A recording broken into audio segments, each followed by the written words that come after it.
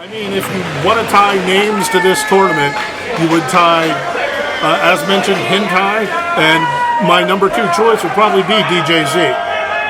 When I think of that Super Indy title, I think of DJZ. We have a spillover crowd who's thinking of Adam Cole in this regard. Justin Plummer made the announcement right before we got underway with action. This is a brand new IWC Court Time Sports Center attendance record for the Justin Plummer era of IWC. That spans some great cards over the past few years, but it's onward and upward for IWC. We keep topping ourselves. We had to pack them in. Thank God we brought all the vegetable oil tonight. Yeah. How did you want to get them in? Talcum powder? Good Lord, you need a wet lubricant for something like that. Look at these people. And Super Indy 16 is officially underway. The very first tournament in March of 2002. Fast forward to June 2017. We are still here. DJZ and Adam Cole tying up center ring. But as I mentioned during the introductions, Jay Worth, DJZ is only 8 weeks removed from a very serious internal injury that he suffered wrestling down in Mexico. The man nearly bled to death, and that's not an exaggeration. That's not pro wrestling hyperbole. That's the fact that DJZ lost 2 liters of blood. He lost half the blood in his body, basically.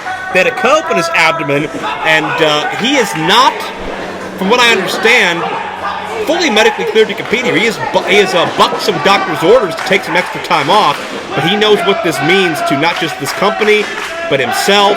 Adam Cole, this is a major platform, and DJZ wants to come back in style.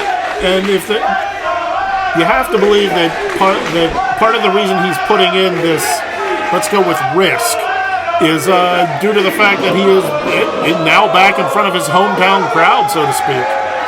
And notice, yeah, you hear that trademark air horn of DJZ. That was the same break of the tie-up that Adam Cole had done to DJZ just a moment ago. So DJZ is showing that he's not a charity case, he's not a pushover. If Adam Cole takes him lightly, he will pay for it. Absolutely. If you're going to, you want to have some fun and games, that's fine, but DJZ can have fun on your part as well. Talk about the pressure. You've been around, of course, this company for about as long as I have. Talk about the pressure of being an athlete in that locker room and knowing you're not 100% going in, but also knowing that if everything goes well for you, you're going to have 3 matches tonight. Yeah, I'll be honest, I don't know what's going through his head at the moment. Oh, submission possible. Haven't seen that in a while. Honestly, I don't know how you deal with that. I don't know how you would face that. The thought that you have to go and compete when you're not 100%, and you know what your competition is like. You're not just going against one person. You have to plan for 7 other people. And Adam Cole is planning for that dive. DJZ put the brakes on, went to follow through. Adam Cole trips up the Filipino sensation. But DJZ from behind. And he's not going to lay back and be defensive with Adam Cole either. Cole sent into the people. And looks like we got a little runway here. Oh! DJZ launching himself, caution to the wind there, and notice no hesitation, no favoring that abdominal area. DJZ is going all out. So far, if he is less than 100%, I haven't seen any evidence of it. Have you, John? Not at all, and you got to believe adrenaline is a big part of that as well. DJZ has been in, by my count, what, was he favoring the abdomen? I was going to say, I saw a hand going to the abdomen there. I don't know if maybe he hyperextended the muscles that are still healing when he did that dive. Well, Jayworth, it's not even just physical, but also just the psychological disadvantage it puts in your head if you're thinking about it. And Adam Cole with a super kick, shades of his ex-Bullet Club buddies, the Young Bucks. Adam Cole connects flush. I don't know that I'd call them buddies, Jack. I don't know if you saw what happened. Well, I said ex-buddies. Well, Adam Cole certainly is making a lot of friends here in this IWC crowd. I was about to mention that DJZ had been in 4 Super Indy tournaments prior. His first was Super Indy 4 H18, where he got thrown around quite like that by Homicide. Ooh, I was there for that. Yeah. That was brutal. Never forget that floor reverberating under our feet. I asked him what that was like. It was like being dropped from heaven into hell, and then I had to wrestle another 8 minutes. So, Adam Cole with the running chin lock. How about Adam Cole? He was at Super Indy 10, defeated Gory, the New Age Plague, in the first round before succumbing to El Generico, Sami Zayn in some circles, in the second round. Adam Cole was part of, I think you'd agree with me, Super Indy 10, one of the most competitive fields in Super Indy history. So that was one of those nights where really anybody could have won. And I think a lot of comparisons can be made about that tonight as well. Yeah, absolutely. The Super Indy 10, that was an amazing tournament. And it's rough when you're a Mustang. You win a lot of races up until everyone else is a Lamborghini. There can only be one winner. You know what I mean? And you saw DJZ's lower back hit hard. Again, could be rearranging some insides. As Adam Cole, the only 3-time Ring of Honor World Champion in the history of that company, which also dates back about a decade and a half. Suplex attempt by Cole. And, you know, I had the privilege of knowing both of these gentlemen in the infancy of their careers. And, Cole! Up with a jumping enziguri kick into the cover. Hook of the leg here. Only a count of 2. And Cole and DJZ, even though they're different ages, started at different times, I think they mirror one another in the sense that from day one, just about, you knew there was something special about both of these guys. Not just physically, not just athletically, not just mentally, but the whole package. You could sense how bad they wanted it, and you could sense they were going to get there. There was this idea I talk about of just having it. And everyone makes a joke about, whatever it is, they have it or they don't. But when you see it, boom, you know they have it. Nice neckbreaker by DJZ a moment ago, takes Adam Cole down.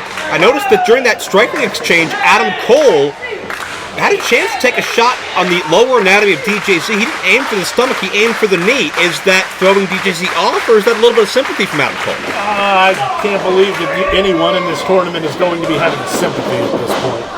My guess was he was probably thinking DJZ would be ready to guard, and he went for a more accessible target. Whoa. DJZ switching directions midstream. Adam Cole not prepared for that clothesline. You mentioned Adam Cole being a 3-time ROH champion. Worth noting, DJZ, this is a little-known trivia fact, designed the first ROH logo. Really? Absolutely. So we're talking 2 people that have history with ROH as well as IWC. Without a doubt. Hey, DJZ is the only Triple Crown champion in IWC history. Adam Cole, a Shining Wizard. DJZ's knocked out. Cole moving on. No, he's up. That was close. There was no motion from DJZ until that kick out. No. Hate to agree with you, Joe, but you were absolutely right. That bell was wrong.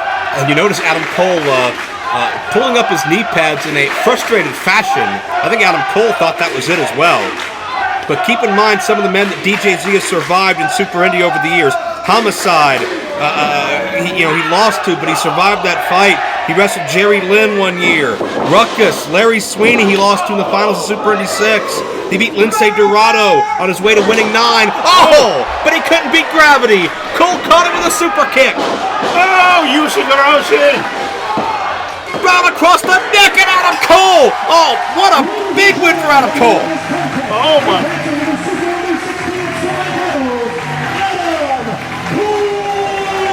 You want to talk about making a statement on your return? There it is, beating DJZ in the first round of the Super Indy tournament. Triple Crown champion, Super Indy tournament winner some years ago. Adam Cole comes in, and not even to mention earlier this year, DJZ was right in the midst of the IWC Heavyweight Championship. And I want to point out, it doesn't look like Adam Cole is all that worse for wear. He looks like he's going into round 2 pretty good. Adam Cole, you saw the signal. 1 down, 2 to go. Could Adam Cole return to IWC after a 6-year absence and come out on top? DJZ, we hope that no injuries re-aggravated. We wish him a speedy recovery as he continues to maneuver towards 100%. A lot of times this guy more guts than brains. Real quick, I don't want to take up too much time, but I just want to say that I'm sorry because I know people were really looking forward to me and Adam Cole, and they had high expectations, but the fact of the matter is, I shouldn't have even been in the ring tonight. I suffered an injury back in Mexico. and it almost ended my career, and trust me, almost ended my life. So for me to come out here tonight and wrestle just 8 weeks after the surgery was a huge risk.